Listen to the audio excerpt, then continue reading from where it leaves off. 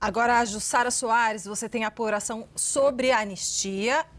A gente queria entender o que está por trás da articulação do governador de São Paulo, Tarcísio de Freitas, em torno desse tema.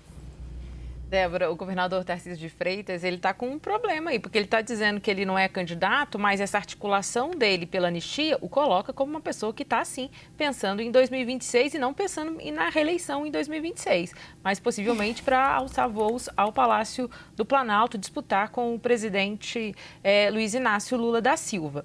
Bem, o que me dizem de aliados do governador? Dizem que ele está fazendo esse movimento para demonstrar a lealdade ao ex-presidente Jair Bolsonaro, de quem ele foi ministro da Infraestrutura, e também que foi por causa de Bolsonaro que ele se elegeu governador em São Paulo, não há dúvidas disso.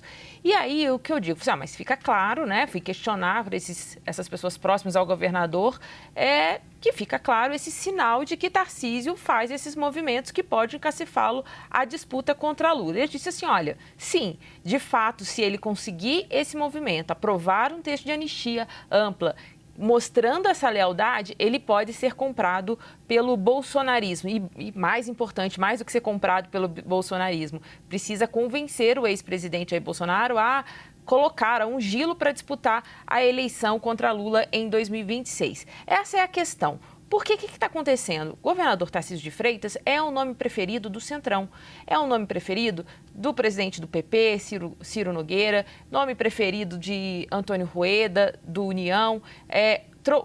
Tarcísio teve um papel, como bem destacou o Pedro aqui, fundamental para colocar o presidente do Republicanos, Marcos Pereira, a favor desse projeto da anistia. E mais, apurei também que Tarcísio de Freitas, de ontem para hoje, se comprometeu em ir buscar o apoio do Podemos para apoiar o projeto da anistia.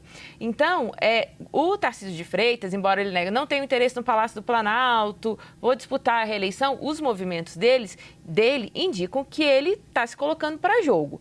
Se você for comparar a atuação de Tarcísio de Freitas com outros governadores também citados como possíveis candidatos à direita, Tarcísio está algumas casas à frente, alguns passos à frente desses outros governadores de direita.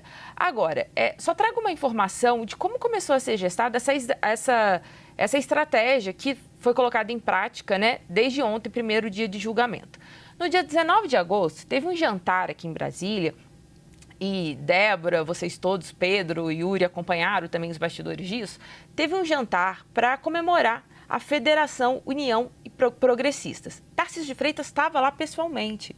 E foi nesse dia que começaram a discutir essa nova ofensiva pelo PL da anistia. E Tarcísio de Freitas é que conversou isso com o presidente de partidos ali. E naquela noite decidiram que para a anistia voar, assim, ter apoio, seria importante esperar passar o julgamento. E eles citaram naquela ocasião uma fala do presidente do Supremo Tribunal Federal, Luiz Roberto Barroso, dizendo que não podia ter anistia sem condenação, mas que depois de uma condenação aí era problema do Congresso. Eles passaram a usar isso como um sinal de que o Supremo Tribunal Federal até toparia uma anistia depois dessa condenação. Então, isso foi tudo trabalhado no dia 19 com a participação intensa de Tarcísio de Freitas naquele jantar com presidentes de partidos. E aí estava Valdemar Costa Neto, Rueda, Ciro Nogueira, Marcos Pereira, que depois só deu aval para isso agora, nessa segunda-feira, mas Tarcísio de Freitas está na linha de frente. Agora é preciso saber se Bolsonaro vai topar apoiá-lo, porque também há um temor do entorno do ex-presidente de perder protagonismo para Tarcísio de Freitas.